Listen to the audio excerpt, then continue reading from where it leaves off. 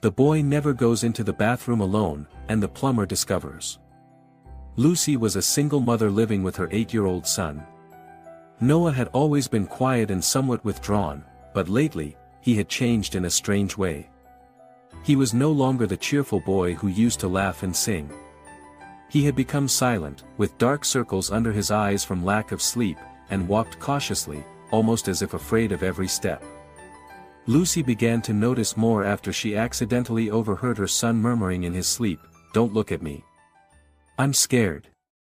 One morning, as she was getting ready to take Noah to school, Lucy called out, "Go wash your face in the bathroom, honey. I'll wait." Noah hesitated, standing right in front of the door, then turned and tugged on her shirt.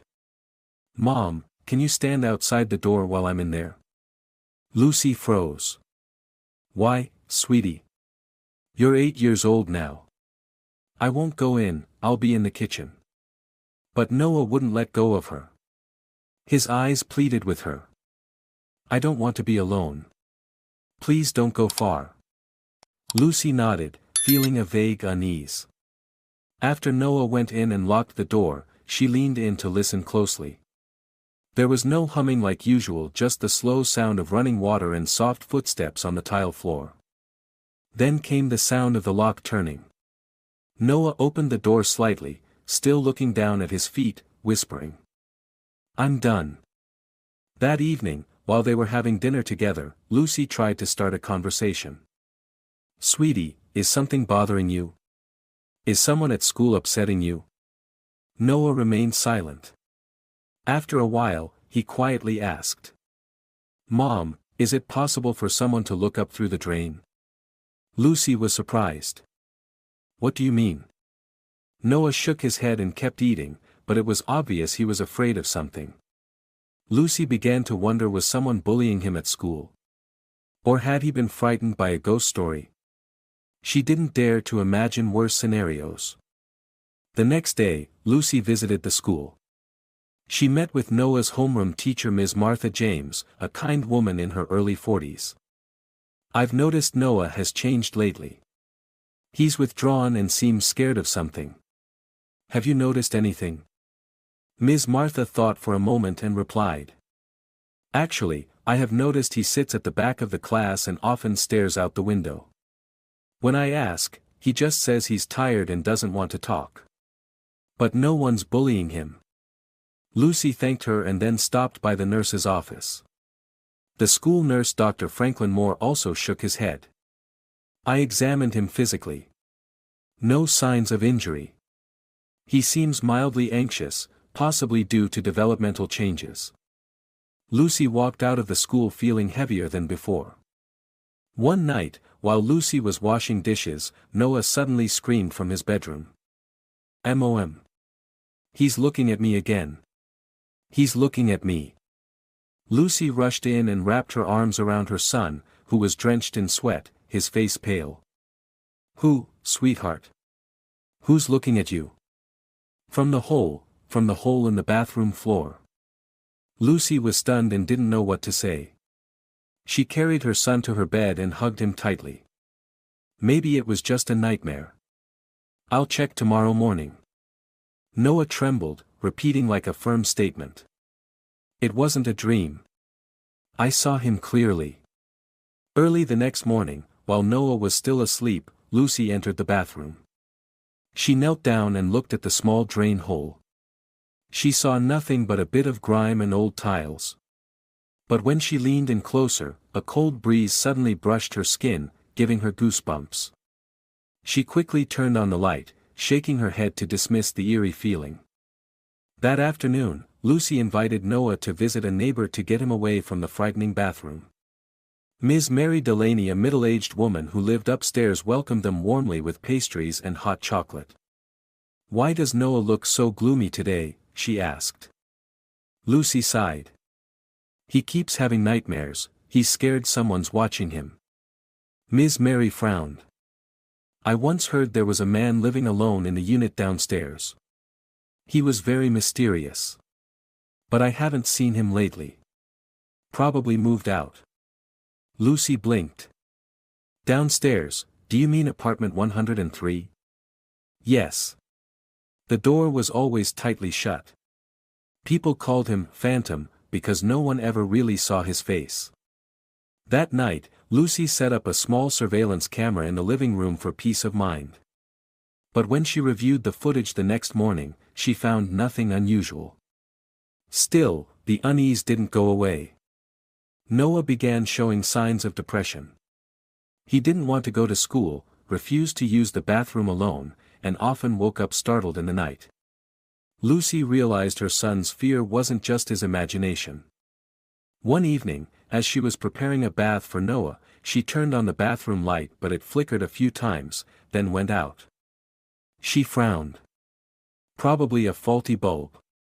I'll call someone to check it. Noah stood behind her, whispering. It's not the light, Mom, he did that. Lucy shivered. The next morning, she called a trusted plumber and electrician, Mr. Thomas Bennett, a kind, cheerful man in his 50s from Charleston, South Carolina.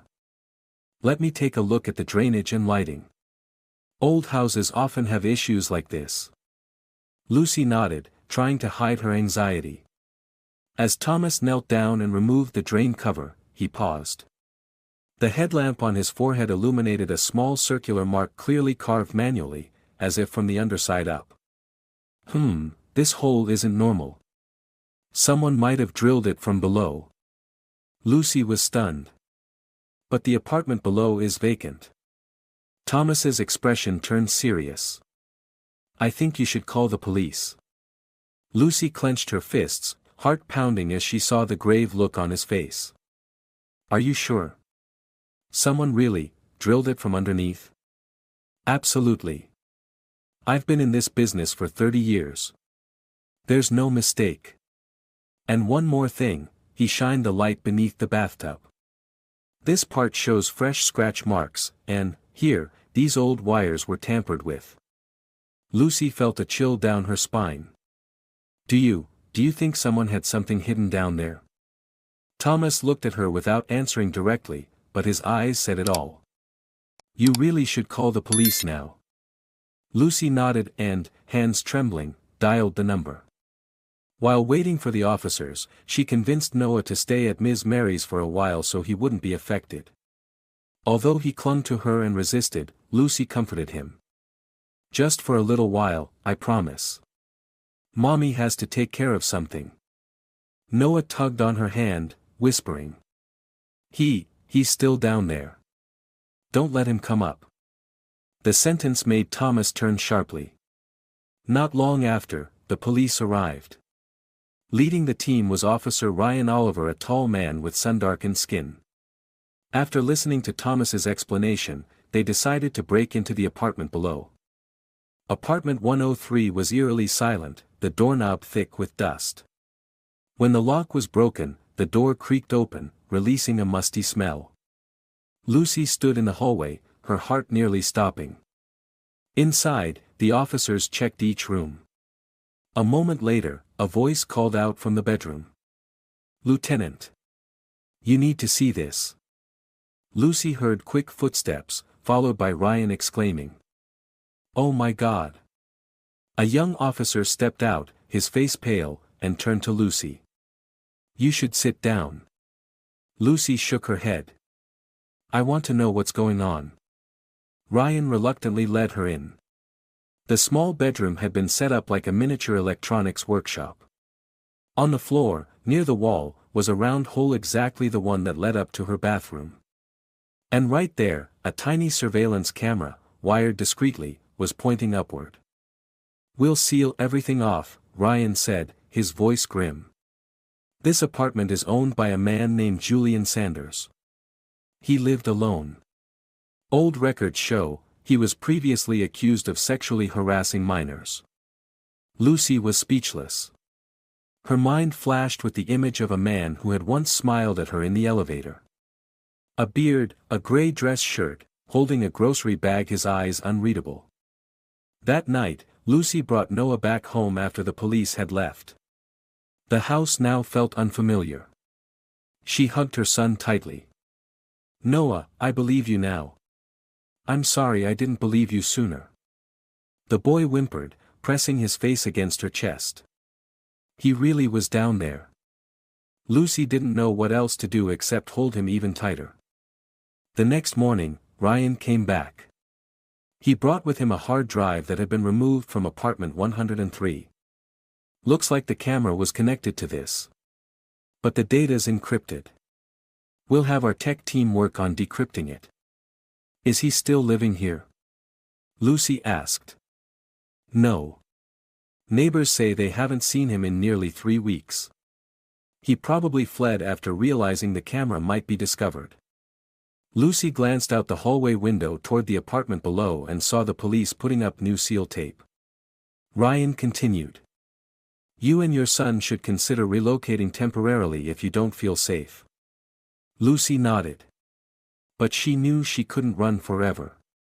She needed to understand more. She needed to know what had really happened, to protect her son. That night, Noah had another nightmare. Mom, he called my name. It was just a dream, Noah. No, he said, you think you can escape? Mom, don't let him take me. Lucy held her son tightly, her eyes filling with tears. The fear had clearly rooted itself deep in her child's mind. The next day, she called a children's psychological center. Dr. Valerie Marks, an experienced child psychologist from Santa Fe, New Mexico, agreed to schedule an appointment. Their first session took place in a cozy room with soft colors and soothing music. Noah, would you like to draw something that scares you? Valerie asked gently. The boy picked up a crayon and drew a bathroom, with a pair of eyes looking up from beneath the floor. The drawing left Lucy frozen. Valerie looked at her, nodded, and whispered. He's not imagining this. Children's fears don't just come from nowhere. Lucy left the center feeling dizzy and overwhelmed. When she arrived home, she inspected every corner, carefully locked all the windows, and installed an extra safety latch in the bathroom. But her anxiety remained. One afternoon, while mopping the floor, Lucy noticed the bathroom door had been left slightly open and the light was off. She stepped inside and sat next to Noah. Why didn't you turn on the light? It's dark already. Noah whispered. He doesn't like the light. If I keep it off, he can't see me clearly. Lucy felt her throat tighten. Her son's fear had turned into a strange form of self-defense. She buried her face in her hands, feeling completely helpless. A few days later, Ryan came back with new information. We've decrypted part of the hard drive.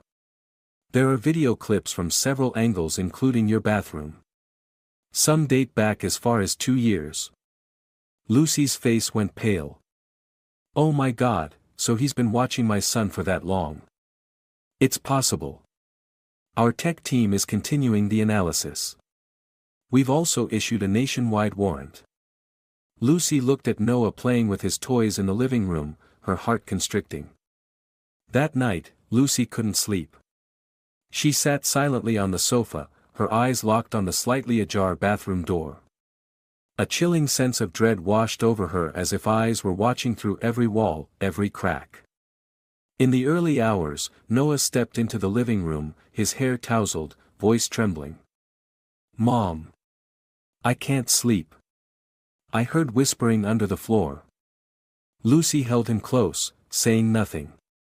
Deep down, she knew, the fear was no longer just a dream, it had become their daily, living reality. The next morning, Lucy decided she couldn't delay any longer. She called Mr. Thomas to return with the police to conduct a full inspection of the technical system between the two apartments, this time with all the proper paperwork.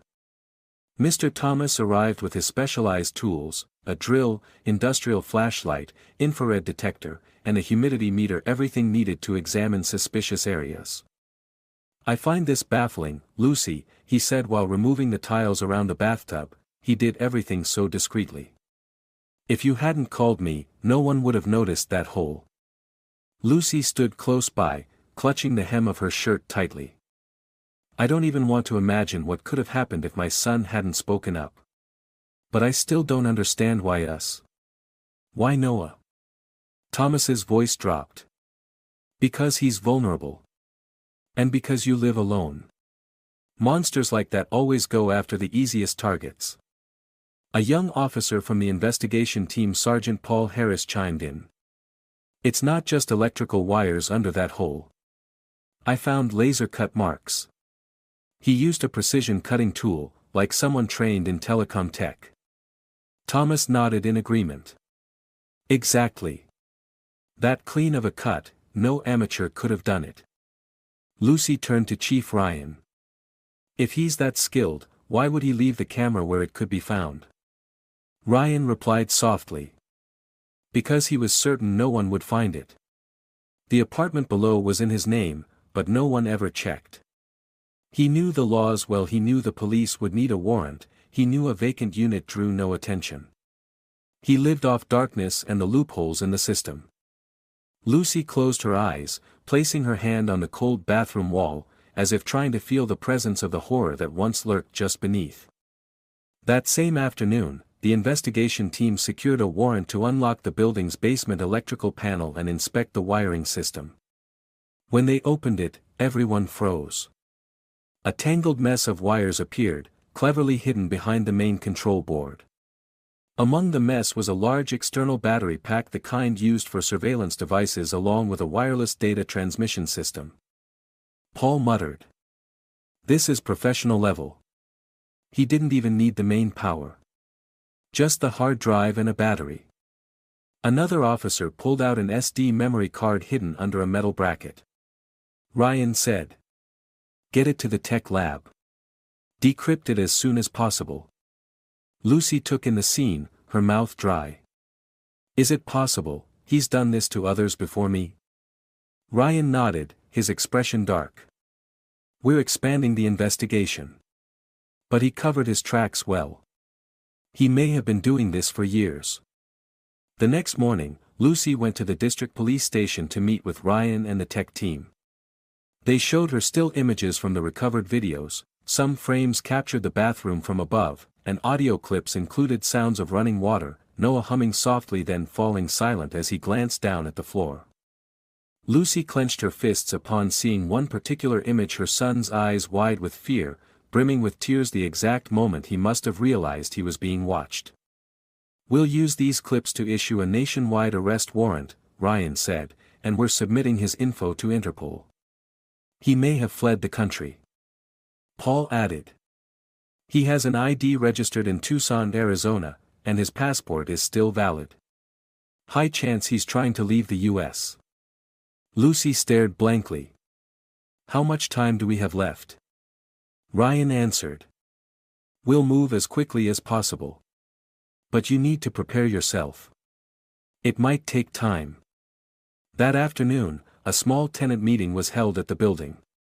The property manager, Mr. Edward Martin, addressed the residents. After what happened in Unit 103, we've decided to inspect the entire drainage and bathroom flooring system in the building. Some residents appeared shocked. Ms. Mary also spoke up. We lived next to someone like that for who knows how long and never knew. A middle-aged man named Ethan Grant interjected. I saw him bringing in some electronic boxes once. But I thought it was just technical equipment. Lucy stood up, her voice calm but firm. Don't think this is just about me. This is a wake-up call. If you have children, check everything in your home. I was careless, and now my son lives in fear every single day. The room fell completely silent.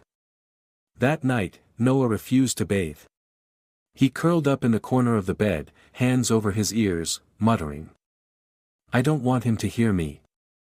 Lucy sat beside him gently. He's not here anymore. I've locked everything. I'm protecting you. Noah burst into tears and hugged her tightly. Don't leave me, don't let me be alone. Lucy patted his back softly. No one is leaving you. I promise. I'll protect you no matter what.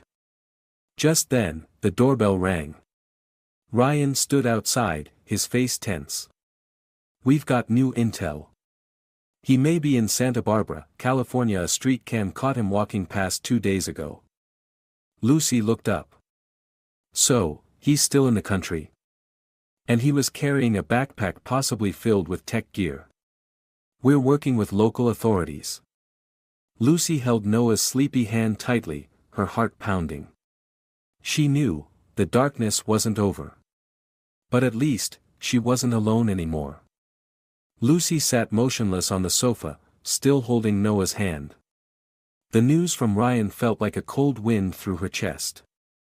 That man, the one who watched her child through a bathroom drain, was still out there, walking free, with a backpack full of hidden surveillance gear. She gripped Noah's hand tighter, as if afraid he might disappear at any moment. "Are you sure it's him?" Lucy looked straight at Ryan, her voice cracking. "The image isn't crystal clear, but the build, gait, and clothing all match witness descriptions and the files. We're working with Santa Barbara County Police to track him down." I don't understand. How has someone like him never been caught? He was accused before, wasn't he? Ryan sighed. He pulled a stack of documents from his case, flipping to one stamped, "Archived Insufficient Evidence," and laid it in front of Lucy. Julian Sanders, born 1978 in Tucson, Arizona. Only child of 2 retired schoolteachers. Studied electronic engineering at the University of California, Los Angeles, graduated with honors. Later worked for a private security company called SecureTech Solutions. That's where he learned how to install, disguise, and transmit wirelessly. Lucy bit her lip. And then? He was fired from the company after a woman accused him of installing a hidden camera in the changing room while doing maintenance work. But due to lack of evidence, he was never prosecuted. After that, he began moving around constantly: San Diego, California, Reno, Nevada, Salem, Massachusetts, and finally New York City. Paul, the young sergeant, added. In Salem, Massachusetts, there was another report from a single mother named Agnes Grant. Her daughter, only 9 at the time, said someone had been spying on her while she was in the bathroom. But during the investigation, they didn't find anything concrete, and Julian denied everything. Ms. Grant didn't pursue legal action. Lucy spoke through clenched teeth. How many children have lived in fear like Noah, while he gets to walk free? Paul stayed silent. Ryan nodded slowly, his expression tightening. This time will be different. We have the data from the hard drives, the camera, and the recovered video clips. Once we catch him, it'll be enough to prosecute. Lucy sat in silence, staring off into the distance. In her mind, she saw the look Julian used to give her during their elevator encounters: a cold, falsely polite gaze. He once smiled and said, "If you need anything, just call me. I live right below you." She used to think it was courteous. Now it felt like a threat. The next day, Lucy was invited to meet with a digital forensic specialist, Ms. Isabel Roberts, 52, originally from Miami, Florida, with nearly 30 years of experience in cybercrime analysis. In a sealed room with multiple monitors, Isabel pointed to a paused frame in a video. "This is Noah wearing his fox-printed pajamas. We confirmed this footage was recorded about 6 months ago. The camera activated at 2:13 a.m. Lucy felt her stomach tighten. That night. I thought he just woke up to use the bathroom, but it turns out, he was being watched that closely. Isabel nodded. His system had 4 parts, a hidden camera beneath the floor, a cable running to a signal box under the basement electrical panel, a storage unit linked to a hard drive, and motion detection software that triggered recording. That means he didn't have to watch live, he just recorded whenever someone entered the bathroom. Lucy shivered. So, this wasn't his first time. No. We're reviewing over 400 files. Some appear to be deeply encrypted, possibly containing data on other victims. Lucy whispered. But why would he do this? Just to watch? Isabel looked at her, eyes somber. For predators like this, voyeurism is a source of gratification. He doesn't need physical contact, just the knowledge that the victim is unaware. That feeling of control, that's what he's addicted to. Meanwhile, Santa Barbara police sent over a short report. A man believed to be Julian had rented a small room near the coast using fake identification. He paid in cash and left no phone number. During questioning, the landlord said he was very polite, quiet, only brought a laptop and a suitcase. A task force was dispatched immediately. Lucy received the update but knew that even if they caught him, the scar in Noah's heart wouldn't heal so easily. That night, Noah had another nightmare. He bolted upright in bed, drenched in sweat.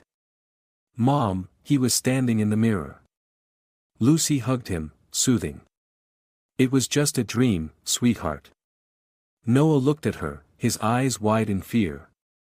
"It wasn't a dream." He whispered, "I know you're watching." Lucy said nothing. Tears fell silently down her cheeks.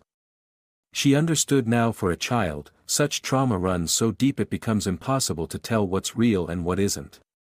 The next morning, Ryan called. His voice was tense. "We spotted him at a bus station near the Mexico border. He was trying to cross into San Isidro, California." Lucy shot upright. "Did you catch him?" "We're in pursuit." "He left behind a backpack, and inside was another hard drive. We suspect it holds a backup of his files." Her heart nearly stopped. At the same time, Paul sent another message. "The hard drive in the backpack contains over 800 gigabytes of video, many clips featuring unidentified victims. This may include evidence from other cities." Lucy sat in silence, staring at her phone. Beside her, Noah was building with blocks. He looked up and asked, "He's not coming back, right, Mom?" Lucy placed her hand gently on his shoulder, nodding, forcing a smile. "No, sweetie, he'll never get near you again." But inside, the fear still lingered like a shadow that refused to lift. On Friday morning, a faint light filtered through the window, but it wasn't enough to warm the cold air in the apartment. Lucy poured a cup of warm milk and placed it in front of Noah. He didn't touch it. The small spoon in his hand trembled slightly, his eyes fixed on the faded tablecloth pattern. "Noah, I know you're scared. But today, Dr. Valerie just wants to talk gently. No one's going to force you to do anything." Lucy sat across from him, her tone softening. Noah pressed his lips together, then gave a small nod. Valerie Marks welcomed them at her private psychology office on the Upper West Side of Manhattan. She wore a beige sweater and kept a calm, reassuring smile. After some small talk, she led Noah into a separate room with pale blue walls, soft lighting, and neatly arranged wooden toys. Lucy waited outside, anxiously watching the minutes tick by. About 40 minutes later, Valerie stepped out, her expression somber. Lucy jumped up. "Did he say anything?" Valerie nodded slightly. "Yes. And I think you should hear it. But, you'll need to brace yourself." Lucy gripped the strap of her handbag tightly. Valerie played a recording and explained. "I used drawing prompts to help him express himself. First, he drew the bathroom. Then the drain. Then he drew an eye, just one rising up from beneath the floor. He said, 'I saw it the first time while I was taking a bath, but I didn't scream. Because Mom was on the phone.'" Lucy clutched her chest, her breath catching. "The second time," he said. "The eye stared at me. Like it was angry. I turned off the light and curled up. Then it disappeared." Valerie continued, her voice calm and steady. "And the third time," Noah described clearly. "It stared at me for so long. So long I wanted to scream. But I was afraid if I did, it would make the hole bigger and crawl up." Lucy burst into tears. Valerie placed a hand on her shoulder. "He wasn't hallucinating. It was real to him. He remembers every detail, every feeling. He also said that a few times in the elevator, the man from downstairs asked me what time I liked to take a bath." Lucy's jaw dropped. "He talked to Noah. It seems so." Noah was scared but didn't tell you because he thought you wouldn't believe him. He felt, if he said something, he'd be accused of making it up. Lucy covered her face and collapsed into the chair. I didn't protect him. Valerie shook her head. No one expects their neighbor to be a monster. No one imagines something like this. Through the window of the therapy room, Lucy watched Noah coloring. His small hand held a green crayon, drawing winding lines around a little house. When they got home, Lucy didn't say much. She just held her son tightly, kissed his forehead, and whispered. You don't have to stay silent anymore. I know everything now. Noah nuzzled into her neck. I thought you'd be mad. No. I just regret not believing you sooner. That afternoon, police sent another update. A patrol team in the mountains near Flagstaff, Arizona had encountered a man acting suspiciously during an ID check. His build, hair, and beard matched the description of Julian Sanders. Lucy received a call from Ryan. We're working on confirming his identity. He didn't have ID on him, but he was carrying a bag with technical equipment. Did he resist? No. But he's silent. He won't say a word. Lucy put the phone down, her heart racing. She walked to the bathroom door and stared at the drain now sealed tight with cement. For so many days and nights, her son had lived in terror of that little hole, something that seemed so harmless. Just before dawn, Lucy woke to the sound of soft footsteps in the hallway. She opened the door a crack and saw Noah standing there, clutching his stuffed animal, eyes wet. Mom. I can't sleep. I dreamed, he was whispering again. Lucy knelt down and hugged him. It's okay. Dreams aren't real. He can't touch you anymore. But he's still watching. Lucy gripped her son's shoulders, her eyes resolute. Look at me. He can't watch anyone anymore. You can scream, you can speak up, and you have me, you have the police, you have Dr. Valerie. We won't stay silent anymore. Noah gave a small nod and hugged his mother tightly. For the first time, he didn't cry when mentioning him. That afternoon, the police officially confirmed the identity of the man arrested in Flagstaff, Arizona as Julian Sanders. He had assumed a fake name, Charles Rivers, and rented a wooden cabin in the forest, claiming he wanted to live in solitude and write a book. Inside the cabin, aside from food and a laptop, they discovered a heavily marked map with dozens of residential areas and a printed list of single mothers living with their children in different cities. Paul, the young sergeant, reported. There are over 30 names on the list, including addresses in New York City, Tucson, Arizona, Richmond, Virginia. It's possible he was planning future targets. Lucy shuddered. He's not just a pervert. He's a mobile system of evil. Ryan nodded. And this time, he's not getting away. That night, Lucy put Noah to bed early. He asked quietly. Mom, if I tell my friends about this one day, do you think they'll believe me? Lucy stroked his hair. Yes. Because you're brave. You faced something most adults couldn't even see. But, sometimes I was so scared I wanted to disappear. Lucy choked up, then whispered softly. If you disappeared, I'd search for you no matter what. But I believe you won't need to hide anymore. Now, you can stand tall, look back and know you survived. Noah was silent for a moment, then asked quietly. He can't see me anymore, right? Lucy smiled through her tears. No. He can't see anyone anymore. At the high-tech crime investigation center in New York City, operations were running at full speed. More than 10 officers and analysts sat around rows of computers, analyzing each video clip, every decrypted line of code from the hard drives Julian had with him. On the large screen, footage played back apartments, bathrooms, children laughing and playing in ordinary moments. But the hidden camera lens gave everything a sinister tone. Isabel Roberts, the expert who had worked with Lucy, suddenly stood up, holding a printed copy of a recovered email. He sent this data to someone named Henry Fox, with an IP address from Mexico City. Seems like a buyer of the footage. Ryan Oliver frowned. He wasn't just watching, he was selling the videos. Highly likely. And if that's true, this isn't just a privacy invasion case. It's an organized child exploitation network. Paul added. I cross-referenced the names of the victims with resident databases. Some of the kids in the videos haven't been identified yet, but a few are from cities he previously lived in.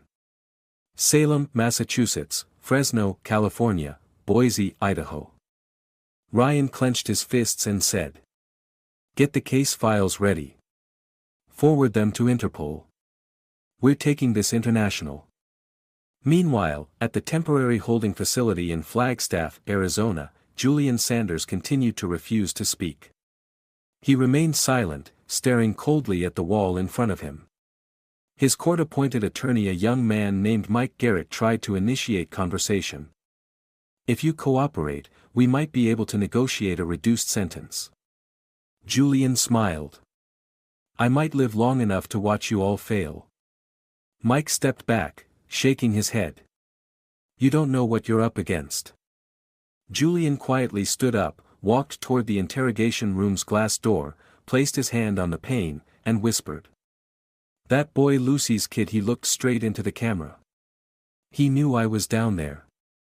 I liked being caught, knowing no one could do anything. A nearby officer watching turned pale. News of Julian's arrest spread rapidly across major digital news platforms. The headlines were sensational. Man arrested for using sophisticated hidden camera system to spy on children through plumbing. First victim speaks out, 8-year-old boy recounts moment he was watched while bathing. Lucy avoided the news. She focused on caring for Noah, taking him to see Dr. Valerie regularly. But at night, after her son was asleep, she sat for hours in front of her screen, following the updates, reading every supportive message from online communities and other mothers, some outraged, some terrified, some sending heartfelt encouragement. One message brought her to tears. I used to live in apartment 403, same building as you. Now I understand why my daughter used to be scared to go to the bathroom alone. Thank you and Noah for speaking up. Lucy read it over and over, then quietly replied. We can't stay silent anymore. No one deserves to live in fear like that. The next day, Ryan invited Lucy to his office at the New York City Police Department. On the desk lay a thick folder.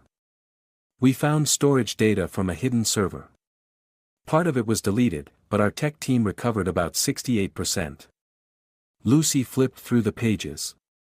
There were logs showing Julian had accessed the camera system daily, sometimes up to 5 times a day. He had monitored not only Noah but at least 12 other children, all of them had lived near him at some point.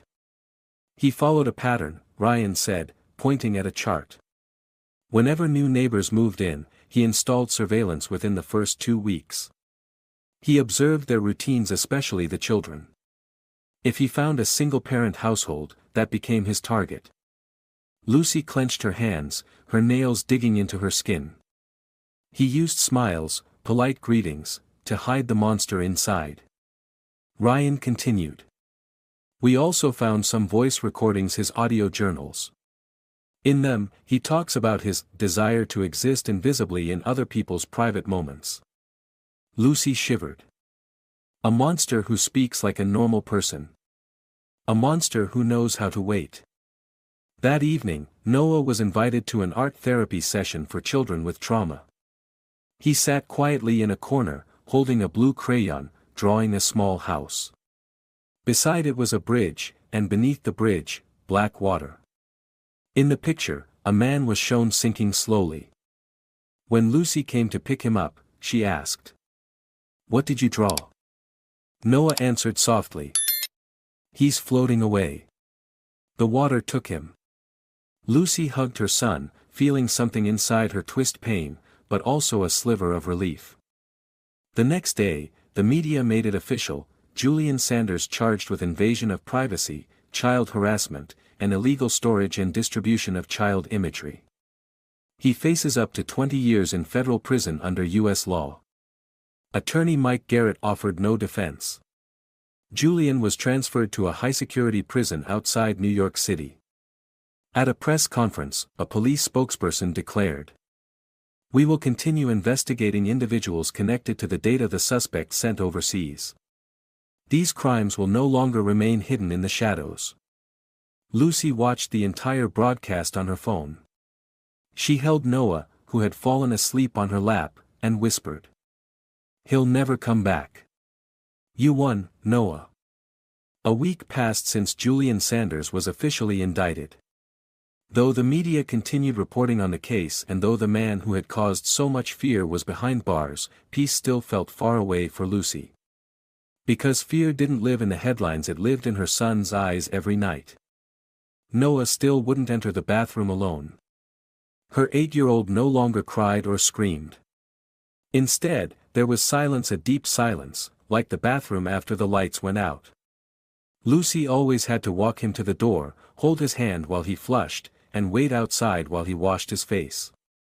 Some days, Noah would wash hastily, then run out of the bathroom as if something beneath the floor might come alive. "I don't believe he's really locked up, Mom," Noah said one day, sharpening a pencil at his desk. "You think he'll come back?" The boy nodded, eyes fixed on the spinning pencil in his hand. "He could become someone else. He could be anywhere." Lucy didn't know how to answer. For children, fear isn't bound by logic. It's a monster with wings, crawling through pipes, slipping in through shadows. Meanwhile, law enforcement continued expanding the investigation. From recovered hard drives and cloud data, they discovered Julian had been in contact with at least 3 other individuals via the encrypted platform ProtonMail. One IP was traced to Chicago, Illinois, another to Houston, Texas. A confidential report read, "Julian may be part of a larger ring trafficking and distributing illegal voyeuristic recordings of minors across Oregon. The network appears fragmented, operating through footage taken from old apartments, public restrooms, and dormitories." Ryan updated Lucy by phone. "This case goes beyond one man. We're working with Interpol. If authorized, we'll escalate the investigation to an international level." Lucy sat by the window, sunlight stretching across the floor. She thought of all the other children, all the mothers like her, voiceless, unaware, never imagining there could be eyes beneath their floorboards.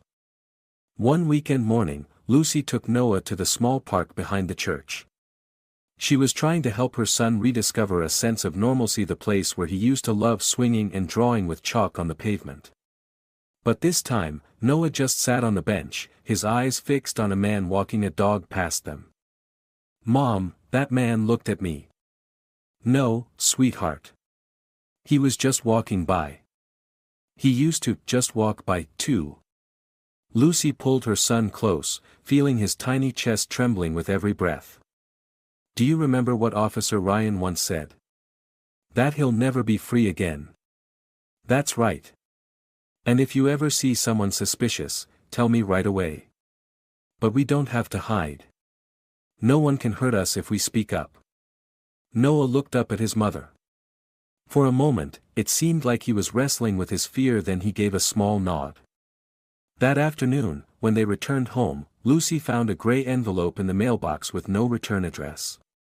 She opened it. Inside was a single sheet of paper, printed with the words, "Don't think it's over." Her hands went cold. She looked around the hallway, no one. Her heart raced as she stepped into her apartment, locked the door with all 3 bolts, and pulled the curtains closed. She took a photo of the letter and immediately called Ryan. An hour later, Ryan and Paul arrived. "Someone's trying to stir up the fear again," Ryan said, examining the note. Paul flipped the envelope over, no fingerprints, no postmark. It was clearly placed there by hand.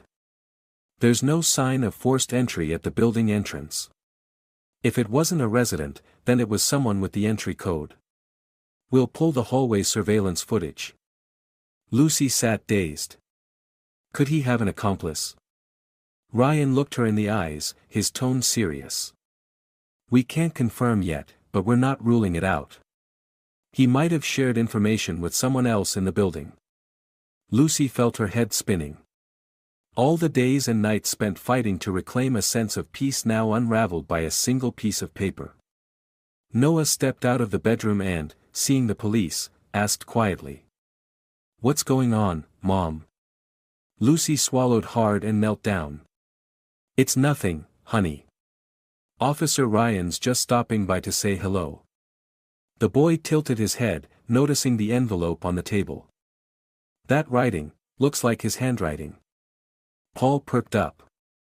"You've seen this handwriting before?" Noah nodded. "On a sticky note in the elevator. He once left a message reminding Mom to keep the kitchen door closed when cooking. I remember it clearly." Ryan glanced at Paul. "High possibility an accomplice lived here or he left behind traces."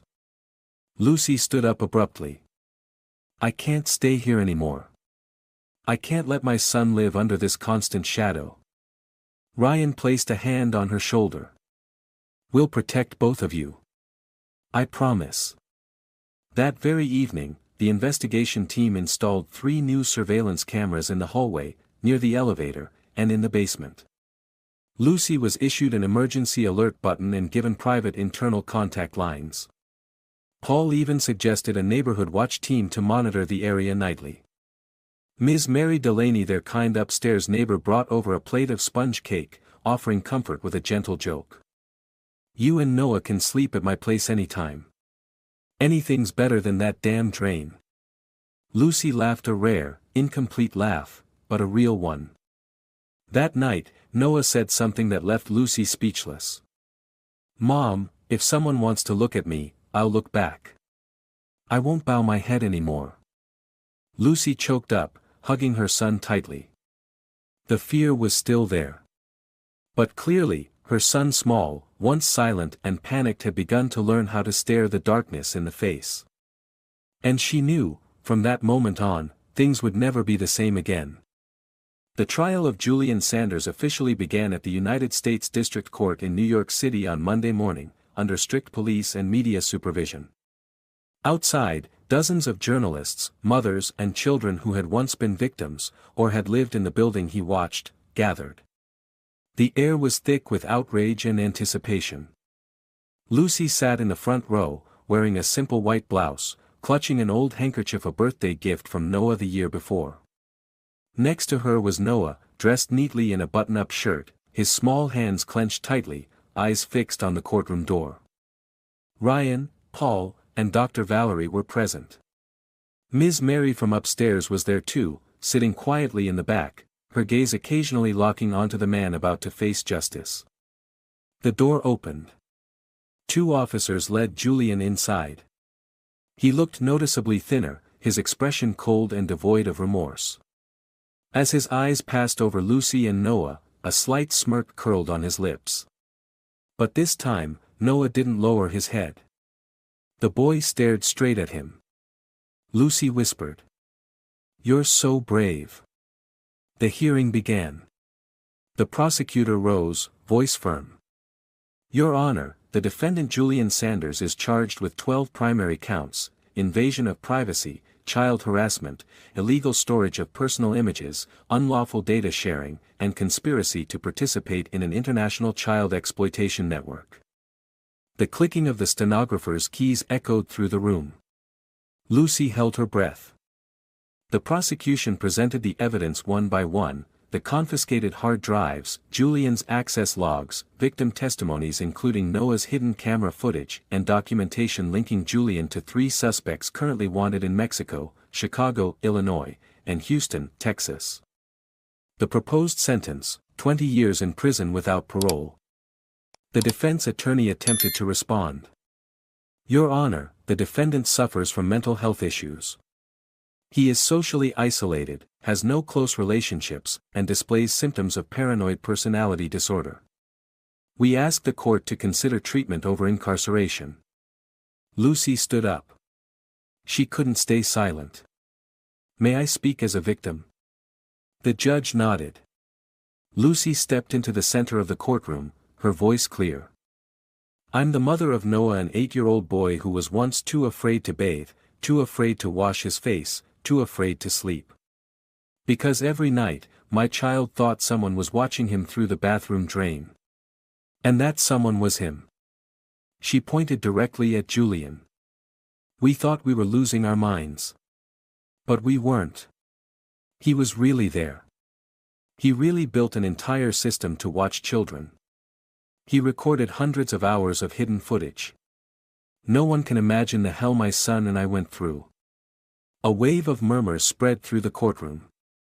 Lucy looked directly at the judge.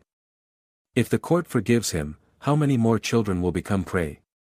We're not asking for justice because of the media. Not for revenge. But because every parent deserves to know their child is safe in their own home. The courtroom fell silent. Next, Noah was called at the prosecutor's request only to confirm his previous statements, no questioning. The boy walked slowly to the microphone, hands slightly trembling. Lucy held her breath. But he lifted his head and spoke in a small but steady voice. I saw him, through the hole, in the bathroom. I thought I was dreaming, but it wasn't. The judge asked gently. Are you still afraid? Noah paused, then looked at Julian. I'm scared. But now, he can't see me anymore. The entire courtroom held its breath, then quietly erupted in solemn applause. Lucy couldn't hold back her tears. The judge struck the gavel and looked around. The court will recess for deliberation. The verdict will be delivered this afternoon. Lucy stepped out of the courtroom and stood beneath the courthouse awning. Noah held her hand, leaning against her. Ms. Mary came up and said softly. That child is incredibly brave. Valerie nodded. And so is his mother. Lucy exhaled. I don't want to be brave. I just want to be a normal mom. Ryan placed a hand on her shoulder. After today, you'll have that back. That afternoon, the official verdict was announced. The defendant Julian Sanders is sentenced to 20 years in prison, with no parole and no sentence reduction, along with special supervision upon release. All technological assets are to be confiscated and transferred to the International Crime Prevention Agency. The gavel struck. Lucy clutched her son tightly. Julian sat motionless, silent, and for the first time, a flicker of fear crossed his face as he was escorted through the crowd of angry onlookers outside. On the way home, Noah whispered. Mom, he's in prison now. He's never coming back. Lucy nodded. Yes, sweetheart. From now on, you and I are no longer being watched. We're alive, real, and no one will ever spy on us through a screen again. 2 days later, the city government held a press conference. The spokesperson announced a new initiative. All water pipe systems, floor drains, and exposed wiring in old residential buildings will undergo a full inspection. A new set of privacy protection standards will be introduced, especially for households with children. A new bill was also drafted, titled Noah's Law, requiring all residential constructions to install anti-surveillance features in bathrooms and restrooms.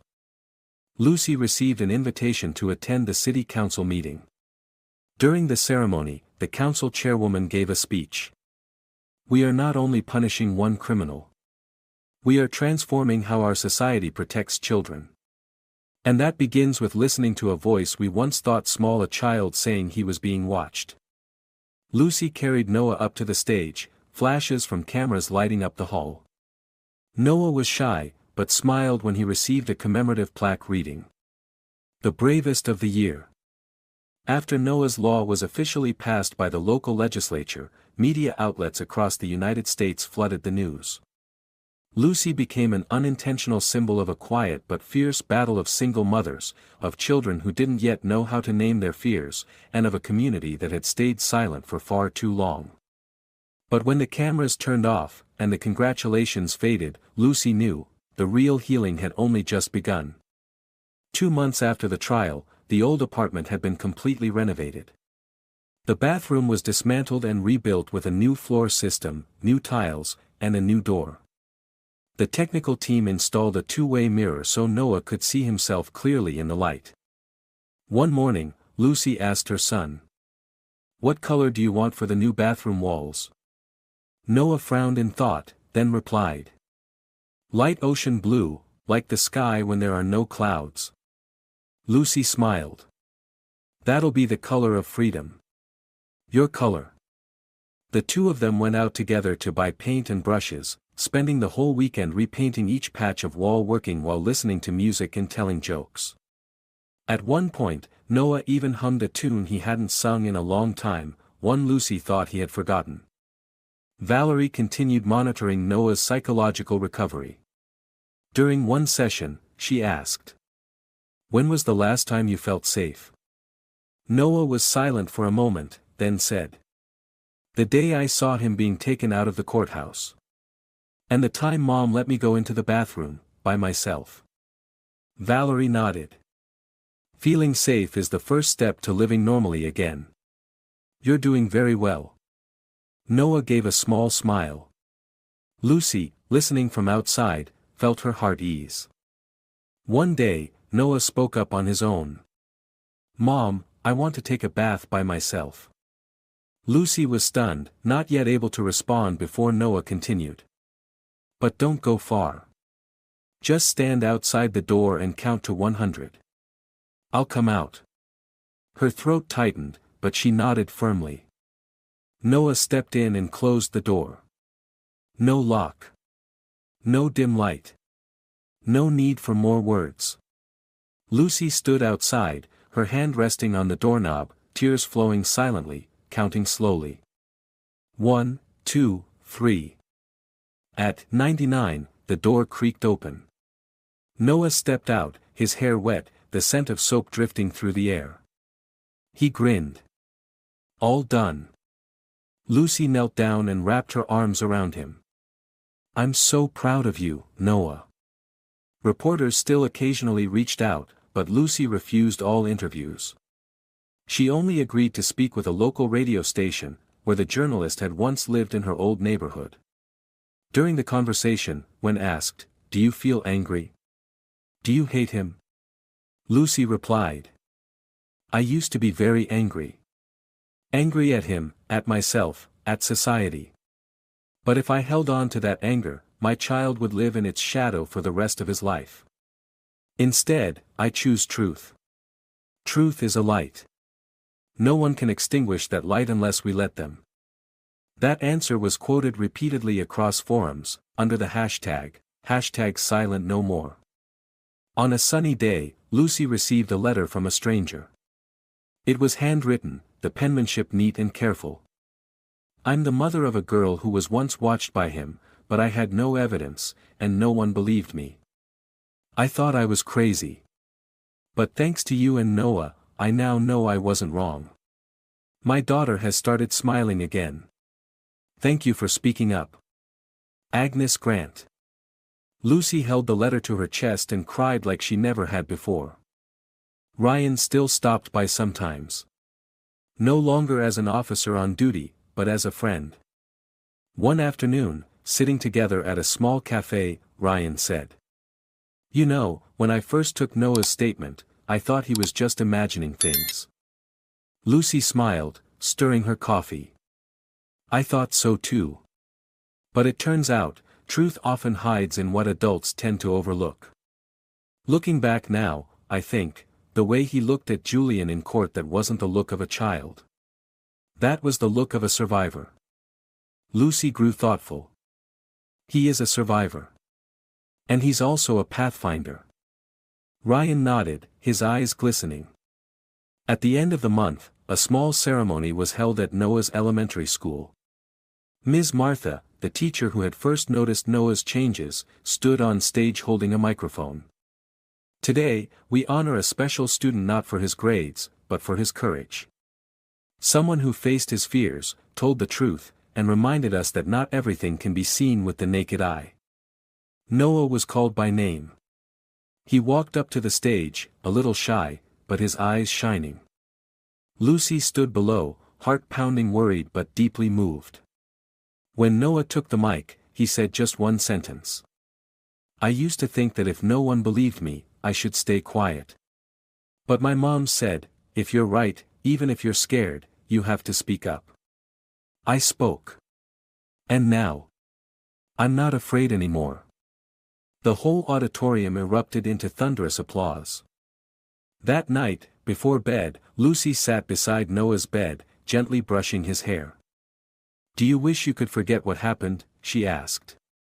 Noah thought for a moment. No. If I forget, how will I remember how brave I was? Lucy laughed softly. That's right. I won't forget either. The boy whispered. I love you, Mom. You saved me. Lucy replied, her voice like a breath. No, my son, you saved me. Outside the window, the spring wind blew softly, carrying the scent of newly bloomed flowers. The sky was as blue as the paint on the bathroom walls. And from now on, no eyes would ever look through that light again. Only the warm gaze between a mother and her child remained in a home where trust had been rebuilt through courage, tears, and love. This story is a wake-up call about the silence surrounding strange signs in daily life. Sometimes, a child's fear isn't imagination, it's a silent cry for help, one that adults must learn to hear with their hearts. Justice doesn't only come from the courtroom, it begins with the courage to speak the truth. Protecting children is not the duty of one, it belongs to us all. Stay vigilant, empathetic, and act for the safety, trust, and innocence of our children. If you enjoyed this story, we invite you to give it a like and subscribe to our channel. Your support motivates us to keep bringing heartwarming stories almost every day. We are very grateful for your support. See you soon.